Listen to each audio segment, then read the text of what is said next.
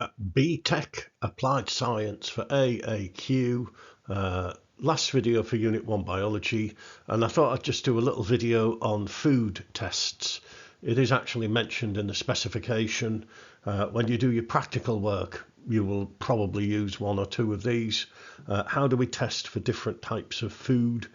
Well, I'm going to tell you. So, testing for starch. To test for starch, we use iodine solution. You basically take a small amount of the food and mash it up.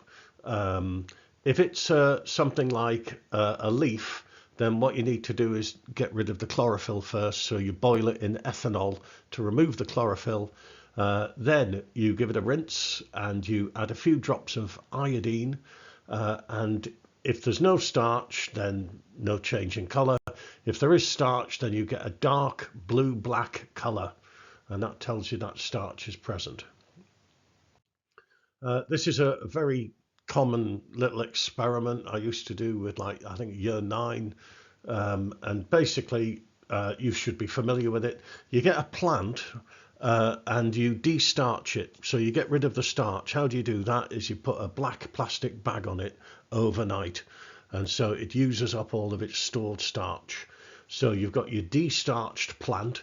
Then take the bag off and put a bit of black paper.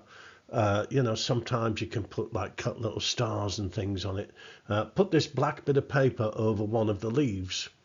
And then you let a bit of photosynthesis and stuff happen. You leave it again for a day, and then you cut off that leaf and you test it for starch. So again, you boil it in, put it in boiling alcohol, be very, very careful, and then give it a rinse in the boiling water in your water bath, and test for starch. And you'll see where it's been covered up, it's negative, and where it hasn't been covered up, it's positive. And that shows that sunlight is needed for photosynthesis. Another experiment with iodine, when you do enzymes, and you're looking at kind of amylase. Amylase breaks down starch into glucose. So after a time, it's positive, positive, positive, then negative, negative, negative, because all the starch has been broken down. So that's another experiment you should be familiar with, which you should have done at GCSE, really, in biology. BTEC solution. Now, this is testing for sugars. Now, not all sugars, all monosaccharides and some disaccharides. Now, lactose and maltose, but not sucrose. So it's testing for simple sugars, except for sucrose, which ironically is the one that we call sugar. But anyway, so you use something called BTEC's reagent, which is a mixture of different stuff. And basically you squirt it in your sample, and if it stays blue, then there's no sugars there, no reducing sugars we call them. If there's a color change, the color depends on the concentration of the sugar. So from green to orange red to brick red, increasing concentration.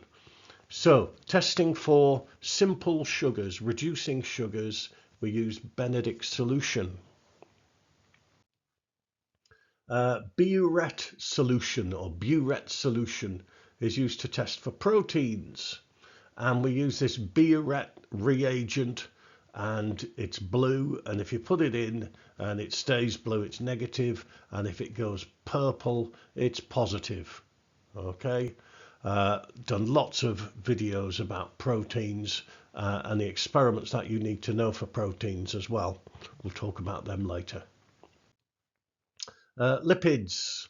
Okay, so you get your sample and you put it in ethanol, and it should, even if it's lipids, it should mix with the ethanol, and then you put water in there and you give it a jolly good shake and you let it settle. And lipids are insoluble in water, so what they're going to do is they form an emulsion, which is like tiny little droplets, which float to the top. So the top, there's a cloudy white layer at the top of the the test tube or the boiling tube. They form an emulsion which floats on the top of the water, and that's the test for lipids. So here's a summary. To test for starch, we use iodine.